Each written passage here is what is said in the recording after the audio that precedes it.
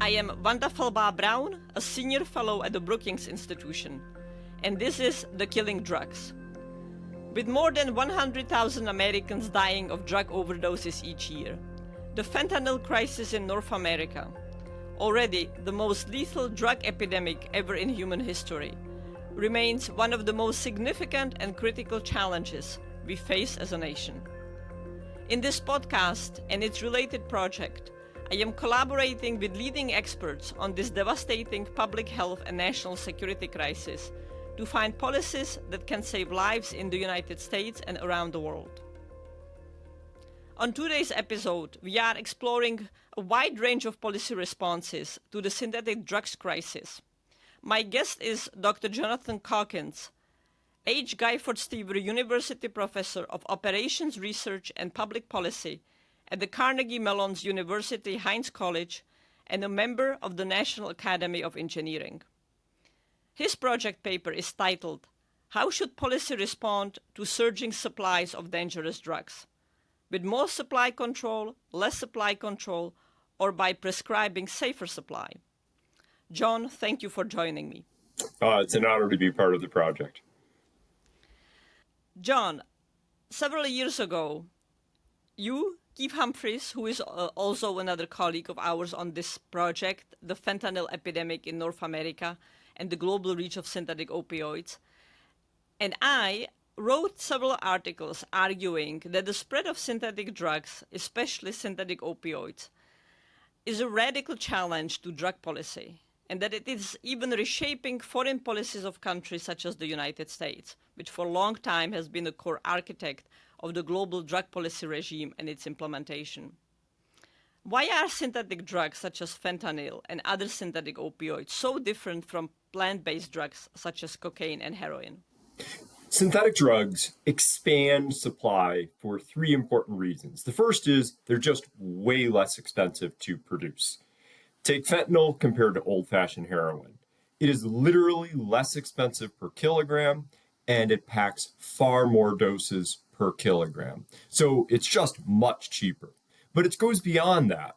It's also freeing production to be able to happen essentially any place on Earth. To grow crop-based drugs, you have to have either criminal control of an area where the peasants farm or a complete lack of state control. There are plenty of places around the world that have that condition, but it's not everywhere. Synthetic drugs, by contrast, can really be produced essentially anywhere. We talk about labs, but these labs are not big, they're not sophisticated, they're not capital intensive. And then the last thing is production is fast.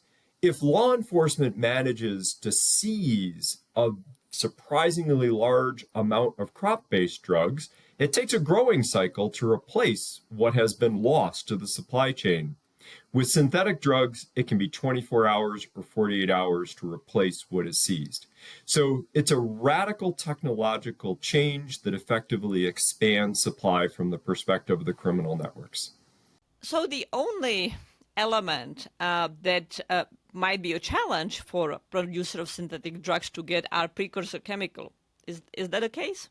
In theory, absolutely. They are dependent on precursor chemicals. The problem is precursor chemicals are also pretty easy to make.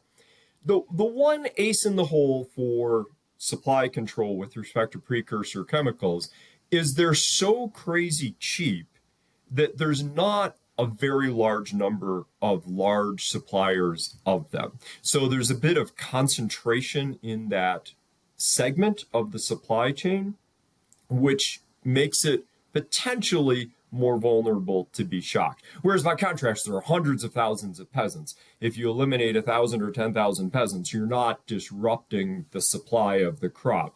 The precursor controls come from a smaller number of actors. So in theory, if you surprise them, you could shock the supply chain. But the precursor chemicals are not themselves extraordinarily difficult to produce or to source. And the principal sources of precursor chemicals for fentanyl, for methamphetamine are China and India, as we will explore in later episodes of the podcast. Right. So, John, in your paper, you lay out the pros and cons of a wide range of policy approaches to responding to the fentanyl challenge, from intensified law enforcement efforts to increased legal supply. You unpack the key assumptions and presumed outcomes of each of these approaches. Let's start with looking at law enforcement policies. What can law enforcement do? What are the limitations of law enforcement efforts? And what should it focus on? Sure. I'd like to set the stage by making two distinctions. One is the difference between drug law enforcement and supply control. Sometimes people mistakenly think they're the same thing, but supply control is just what it sounds like. It's trying to constrain the supply, drive up the purity adjusted price, reduce availability, and so on. And one of the functions of drug law enforcement is to constrain supply. But there are other ways of constraining supply, such as trying to control precursor chemicals. And just as drug law enforcement is not the only way to constraining supply is very much not the only function of drug law enforcement. The other very important role of drug law enforcement is to control all of the public safety threats of the market. Not shrinking the market or shrinking supply, but controlling the collateral consequences or the negative externalities. To be concrete, violence and corruption and disorder. So drug law enforcement can contribute to society being better off if it halves the amount of drug-related violence, even if the amount of drugs flowing through doesn't change. So that's the first important distinction between drug law enforcement and supply control. Then the second is a subtle point, but illegal markets tend to exist in stable equilibria that are small or large. To be less formal, this is a little bit like toothpaste out of the tube problem. When the markets are very small, that can be a stable situation and a highly desirable situation, because if the markets are small, you don't have a lot of use and you also don't have a lot of market-related harm. Once the markets have tipped to the high volume equilibrium, it can be very difficult to tip them back to a low volume equilibrium. Not impossible. For instance, in the 1980s, we had flagrant street markets for crack. That was in effect a high volume equilibrium, and through great effort as well as technological changes that removed the need for place-based retailing, we were able, for a time anyhow, to push those markets back to operating in a quieter mode. Yeah, let me jump in here. I want to highlight, emphasize what you just have said, that one can have significant use and not very significant problems associated with that use. Let's be even more precise. You can have a lot of use, but not a lot of problems associated with the market. So some markets that supply many metric tons generate enormous violence. Some markets that supply many metric tons have much lower levels of violence. And the classic distinction here is East Asia, which is an enormous producer of drugs, which is also an enormous consumer of drugs, but has homicides levels in the very low per 100,000, as opposed to Latin America, which has very significant consumption of illicit drugs, significantly growing consumption, very large production, and has violence levels in the tens per 100,000. Absolutely. So now, excuse me, now with that sort of preamble, we're set to answer your very good question, which is, what has drug law enforcement done for us? Drug law enforcement for decades delivered a phenomenal success of keeping drug markets at a low volume equilibrium. For instance, fentanyl was invented many, many decades before it emerged in a large way in North America circa 2014. Likewise, take heroin. In the immediate post-World War II era, heroin was confined essentially to just New York City. Then in the late 60s and early 70s, there was the first heroin epidemic, and it spread, but it spread basically to other major cities, and even more specifically, primarily disadvantaged neighborhoods within those large cities. The opioid problem post-2005 was much more a problem throughout the country. And you can say, oh, that's a disaster. Things got much worse. But you can also say, wow, for decades, that market was essentially non-existent in small towns and rural areas. So drug law enforcement has succeeded in protecting big chunks of the country for decades from high supply, the kind of thing that troubles us now. And I would also say from some forms of violence. So if you look at who the principal suppliers are in the US, they are the Mexican cartels. They behave very differently here than in Mexico. That's the second point I was going to get to. So drug law enforcement has delivered two things to us. First is it kept the markets at a low volume equilibrium for a long time. The second thing is even now that the markets are more at a high volume equilibrium, we still have inside US borders far less market related violence and extremely less market related corruption and threats to our democratic institutions. It's really very rare in the United States for drug traffickers to assassinate journalists. That happens elsewhere. And that's not just luck. That is a consequence of hard work and the integrity of our institutions. It's something to celebrate. It's something to protect, to not take for granted. And it's something we can try to expand even beyond the successes that we have so far. Absolutely, very strongly endorse that. Now, let me just ask you one other question about law enforcement. There is, of course, tremendous amount of criticism of drug-related law enforcement, a lot of which focuses on either the problems that it generates abroad, so specifically efforts to constrain supplies abroad has generated often very negative side effects for many countries. But in the United States, it also has led to bad policies such as vast criminalization and imprisonment of users for a long time that fortunately the United States has gone away from. But now there are suggestions that perhaps the unique feature of fentanyl is that often dealers, wholesale suppliers mix it into other drugs without users knowing that they are in fact getting a drug that also contains fentanyl, a source of overdose. So people are suggesting, well, maybe law enforcement in the United States should predominantly focus on fentanyl markets or maybe specific fentanyl targets. What's your thought on that? So we can unpack what has gone wrong with drug law enforcement in the past. And one of the things that has gone wrong is when it has exerted enormous resources trying to put toothpaste back into the tube. And one possibility is that targeting fentanyl in particular is a futile effort to put toothpaste back in the tube. We don't know for sure. Maybe it's possible to put that toothpaste back in the tube. And if we ever could, that would be a gigantic win. So I don't begrudge the people who are optimistic and hope that focusing law enforcement specifically on fentanyl, essentially trying to put fentanyl sellers at a competitive disadvantage relative to heroin sellers, and so tip the market back towards heroin. I understand why people have that aspiration. I personally am pessimistic that that will turn out to be possible, but I would be thrilled to be proved wrong. So let's now look at other policy intervention and the broad category of what people refer to as treatment or harm reduction, which are two distinct approaches. And in fact, on further episodes in this podcast series, we will be hearing specifically about harm reduction and specifically about treatment, as also our papers in the project explore.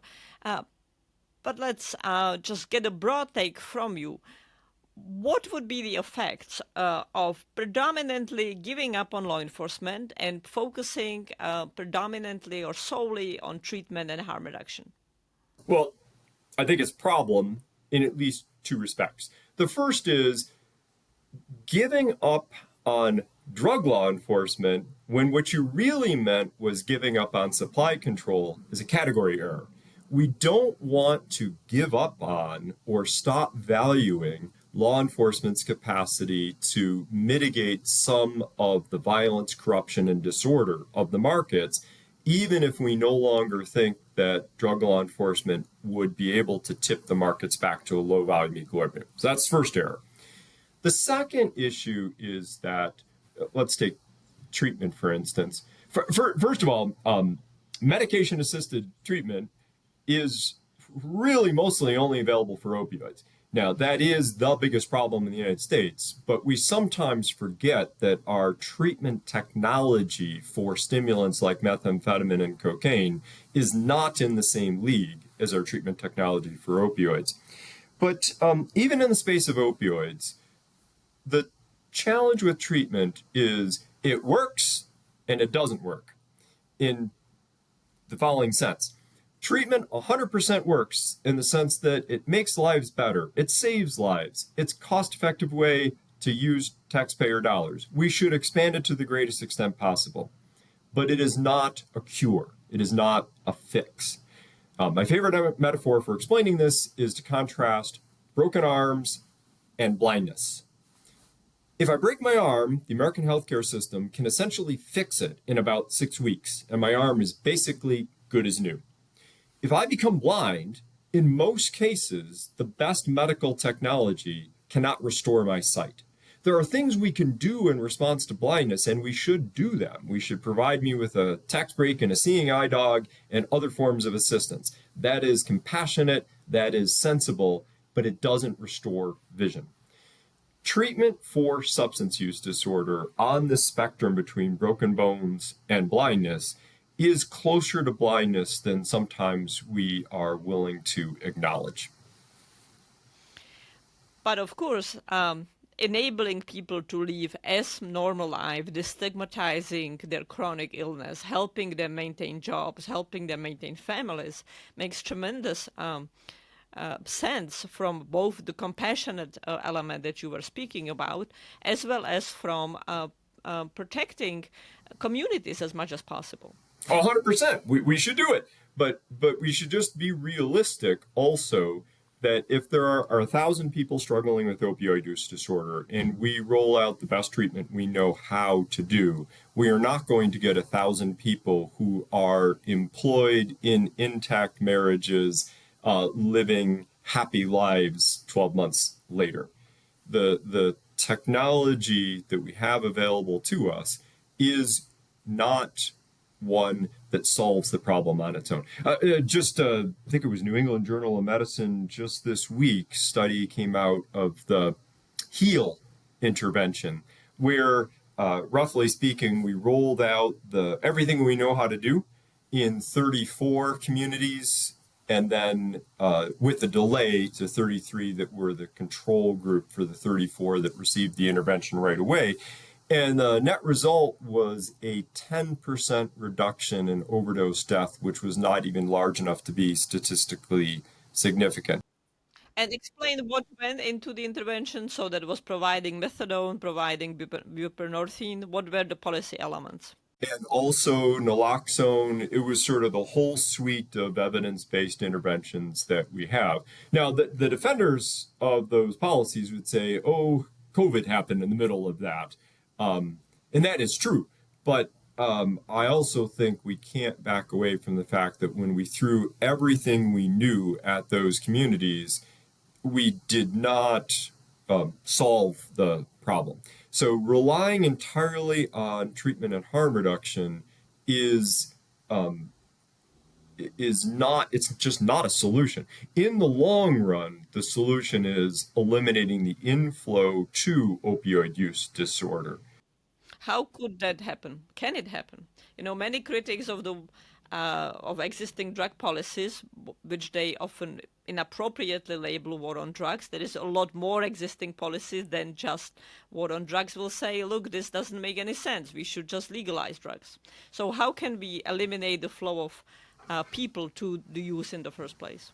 We had a flow into opioid use disorder up through about 2000 that was a small fraction of what we had as a result of a liberal prescribing of powerful prescription opioids for chronic conditions in people who were not terminal. So always we've thought that powerful opioids were appropriate for cancer pain in people who are terminal. The big change in the late 1990s was to make them available to people suffering chronic pain who were not at the end of their lives. And with the false claim that these powerful opioids like oxycodone are not addictive.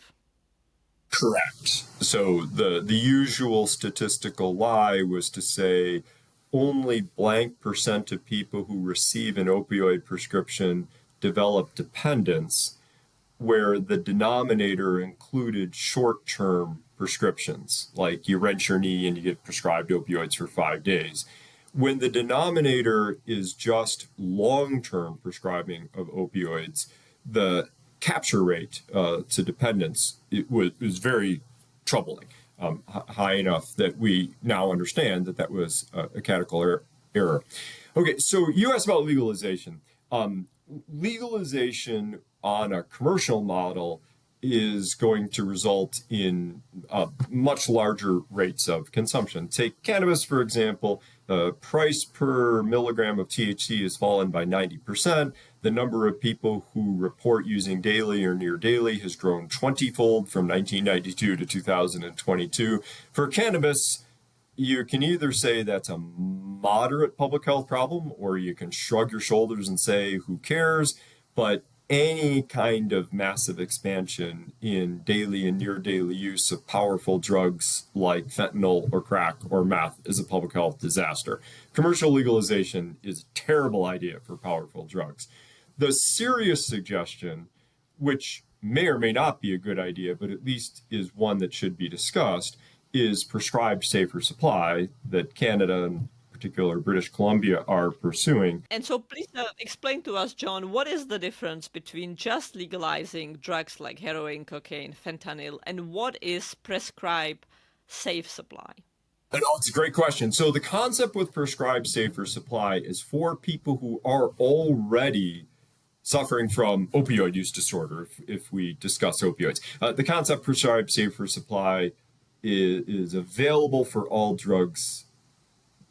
As a practical matter, the vast majority of participants in the programs in Canada are for opioids. So to keep things simple, I'll stay with opioids. So the concept is people who have already developed opioid use disorder would simply be given their drug of choice or an equivalent drug in hopes that they would use that instead of the illegal opioids. The benefit is that the pharmaceutically produced prescribed safer supply are known doses. Every pill would have exactly the dose that it's labeled to have, whereas the illegal supply, often called toxic, has high variability from bag to bag, and when you get a surprisingly high dose in the bag, you can end up overdosing. So that's the concept. And you can have a lot of other stuff mixed into it, such as xylazine, whereas with a safe prescribed supply, you would be getting exactly what you know you're getting. Correct. So that's the concept, that's the hope, and almost certainly you would expect prescribed safer supply to help the participants in the program. Even if they sold the prescribed safer supply into the illegal market, you're at least making it richer. People who have more money are going to have better health outcomes. But the catch, or the challenge of prescribed safer supply, comes in a couple of market facts. One is that prescription opioids sell for a premium in illegal market. I should back up. There are illegal markets for prescription drugs. So there's illegal markets for fentanyl. There's also illegal markets for prescription drugs. And the price per morphine milligram equivalent for the prescription drugs is about triple.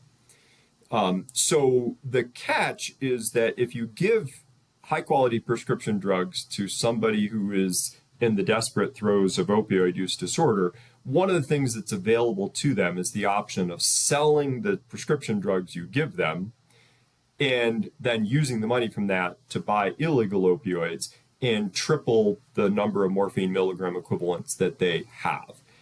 And this is, in fact, what happened a decade and a half ago with oxycodone. Many people who became dependent would be getting oxycodone from the doctors and selling it and buying other stuff. Yes. In fact, with the prescription opioid problem that we had in the past, it was sort of more often that, it happened some, but a lot of times they were being cut off from the prescription opioid supply, and it was around that time that they traded down to the cheaper illegal opioids. But at any rate, so with prescribed safer supply, one of the challenges is you're trying to give this sort of premium type of opioid to people, some of whom just plain want lots of morphine milligram equivalent. So they have an incentive to sell it away, and it is possible to sell it away. And it's possible for the illegal market to aggregate the pills that they're selling and then supply those pills to people who do not yet have opioid use disorder. That's the big concern. And the second challenge is the scale because of tolerance. The typical person in Vancouver today using 2-point bags of downs, their slang for the illegal opioids, is consuming something like 2,400 morphine milligram equivalents per day.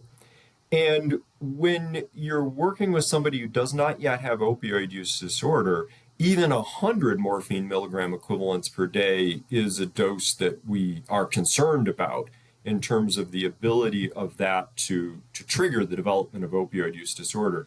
So the second market reality that's a challenge, besides the 3-to-1 price premium, is that the sheer volume of opioids in morphine milligram equivalents you need to sort of maintain the person who is the active user in illegal markets with opioid use disorder is very large. And very large compared to what it takes a naive person to develop opioid use disorder in the first place. So it is a real possibility. It's a real concern that diversion from prescribed safer supply could end up sort of perpetuating the problem. You're trying to help the person who's already got opioid use disorder, but in the process of doing that, you might be creating the conditions that create new inflow of people into the situation that is what is motivating you to do the intervention in the first place, chasing your tail, in effect. So, potentially there is a solution to reduce the risk of diversion and perhaps even eliminate it. And this would be that the safe prescribed dosage is only given to people inside a clinic, or perhaps, which of course generates barrier to access. People might find it too expensive to travel to the clinic, especially if they need to be using frequently, daily, or multiple times a day. But potentially they could also be instructed to use on camera. Now, that's hardly perfect. People could fake what's on camera. In the age of AI, there are a lot of possibilities for the image not be representing the reality.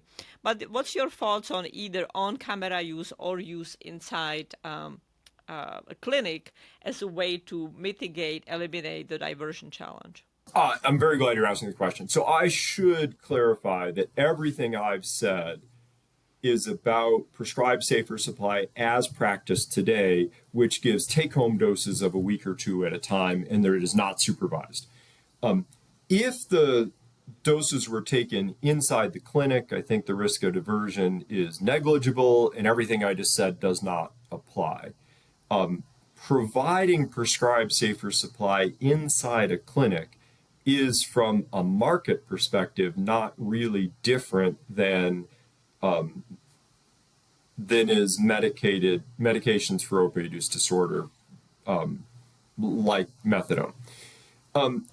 You're raising the question of whether or not technology enables effective supervision outside of the clinic. Mm-hmm. And I think that is a very important question. If I controlled our research budgets, I might make studying that a possibility. Technology is awesome. Maybe we can do it. And if we can, that would be fantastic. But on the other hand, the creative energies of people trying to defeat the system and divert is also a very powerful force. And which one of those ends up winning, I think, is a really good scientific empirical question that we ought to be investing in. Because if we can do supervision outside of the walls of a clinic, that could greatly increase the potential of the prescribed safer supply approach.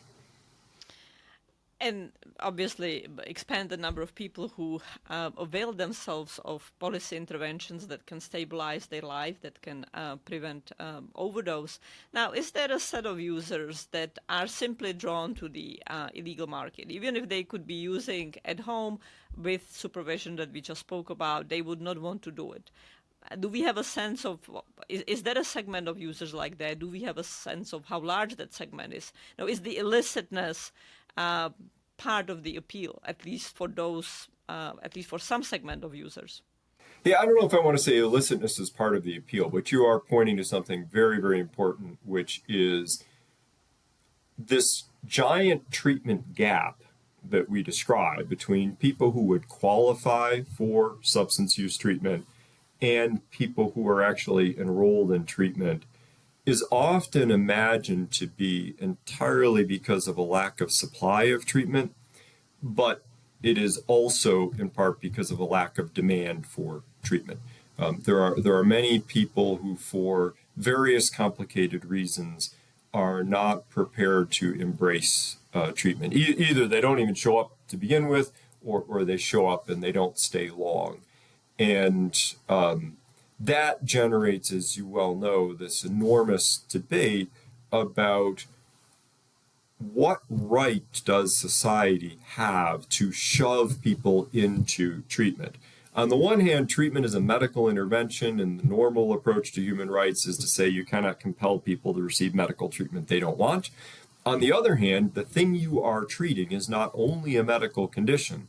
The thing you are treating is ongoing active violation of felony laws in ways that channel large amounts of money to violent criminal organizations that commit murders and undermine democratic institutions. So it's just not a victimless crime to be a ongoing customer of violent illegal markets. And that creates an ethical collision about the rights of people who want to be protected from illegal markets to compel people who do not want to volunteer for treatment to enter into that treatment.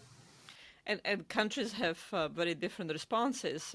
Without implying any kind of endorsement, China does continually practice compulsory treatment for even situations where people do not have substance use disorder. They're simply identified as having used without having developed a problem, and might well end up in either what they call community supervised treatment centers, where the demand, the compulsion to stay is at least 2 years, or isolation-based treatment where people stay for 3 years and then they yet have to go for another 2 years to the compulsory treatment. So very aggressively enforced, very aggressively compelled treatment, even for people who do not have a chronic illness, who do not have substance use disorder. Very different approach than in the United States.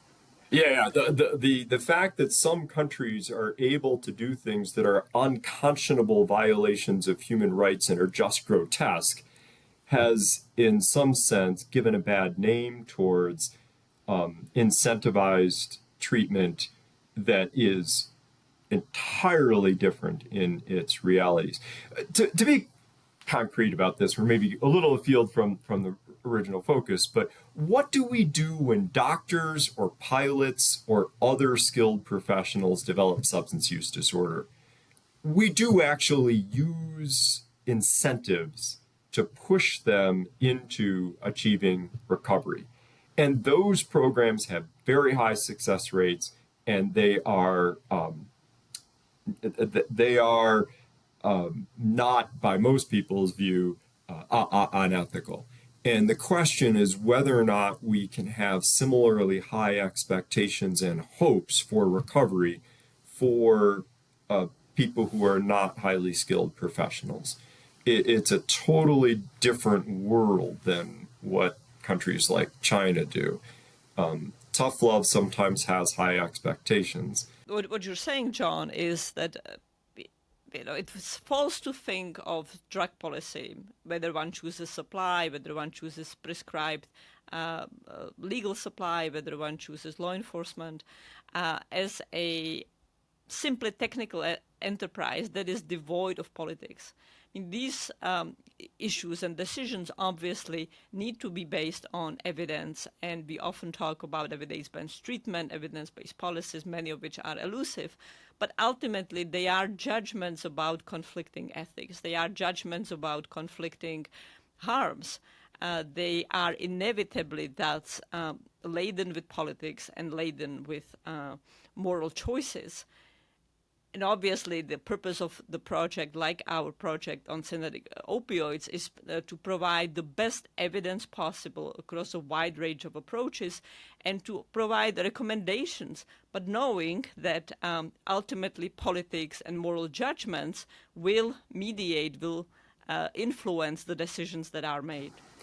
I couldn't agree more. And I'm really glad that you're stressing the conflicting interests. I think one of the ways that the drug policy debate of the 21st century in general has become impoverished compared to where it was when I got into the business is the willingness to recognize the legitimate interests of a wide range of stakeholders. To a degree, the medicalization of the addictions problem in a Western tradition has put the individual with the substance use disorder at center stage to the exclusion of other valid stakeholders. And I include in that their families, and I include in that the general public that can suffer from the violence, corruption, and disorder of markets, and the integrity of democratic institutions that are threatened by these illegal markets. The reality as a policy problem is that there are many conflicting interests at play. When you medicalize in a Western tradition that sees the patient as an individual only and not as part of a complex web of society, it can lead to an inability to simultaneously think about these multiple interested stakeholders. And of course, this change has come after years, decades, when people with substance use disorders were seen as criminals, where they were denied access to effective medical care, where they often ended up imprisoned and stigmatized, as continues to be the case around the world. So the corrective has perhaps gone way too far, but nonetheless came out of a real need of recognizing that people with chronic use disorders are human beings that need compassion and that need medical treatment. John, let me ask you the final question. So given the complexity of policy, the fact that that some policy intervention delivers some positive effects and perhaps some negative or counterproductive effects, that there is no silver bullet, where should U.S. policy focus today with respect to the fentanyl devastations? What is the most productive range of interventions that should be adopted? I think drug law enforcement should focus on controlling the violence, corruption, and disorder of the markets and protect the democratic institutions here and primarily abroad. I don't think that drug law enforcement should be focused on trying to put toothpaste back in the tube. With respect to the people who now have opioid use disorder, I think we should throw at them all of the evidence-based interventions that we know about that encourage recovery. I am not enthusiastic about the idea that we should embrace futures of multiple decades of ongoing drug use for those individuals. I think the 5% or so annual risk of death is an inevitable consequence of the dangerousness of fentanyl. It is not something that can be taken away by harm reduction. So I view hostility to recovery as dangerous and having too low hopes and expectations. But even when we do everything we can, the prognosis is not good for people who already have opioid use disorder. So I think we should never underestimate the importance of trying to prevent further inflow into opioid use disorder. That includes continuing to be very careful about prescribing prescription opioids. It frankly includes a real investment in prevention and a willingness to say these drugs are just inherently deadly. The fact that prevention overstated some things in the 1980s should not deter us from the frank and brutal honesty that in an era when fentanyl gets mixed into everything, every street drug is potentially dangerous. One pill can kill is not hyperbole. One pill can kill is the reality of the world that we live in, and we need to not shy away from giving that cold, hard truth to young people today. Well, thank you. It's a very important message, John. Terrific having you on the show. Thank you very much for your papers. We will be exploring in the other episodes of the podcast series many dimensions of the approaches you spoke about, from harm reduction to prevention, decriminalization, supply control, and law enforcement approaches beyond supply control, dealing with drug markets. Terrific having you with us today. No, it was an honor. The Killing Drugs is a production of the Brookings Podcast Network. Thank you for listening. Many thanks to all of my guests for sharing their time and expertise on this podcast and in this project. Also thanks to the team at Brookings who makes this podcast possible, including Kuvila Leni Hawanga, supervising producer, Fred Hughes, producer, Gaston Ray Boredo, audio engineer, Daniel Morales, video editor, and Diana Paz Garcia, senior research assistant in the Strobe Talbot Center for Security Strategy and Technology. Natalie Britton, director of operations for the Talbot Center, and the promotions teams in the Office of Communications and the Foreign Policy Program at Brookings. Katie Meris designed the compelling logo. You can find episodes of The Killing Drugs wherever you like to get your podcasts, and learn more about the show on our website at brookings.edu/killingdrugs. I am Vanda Felbab-Brown. Thank you for listening.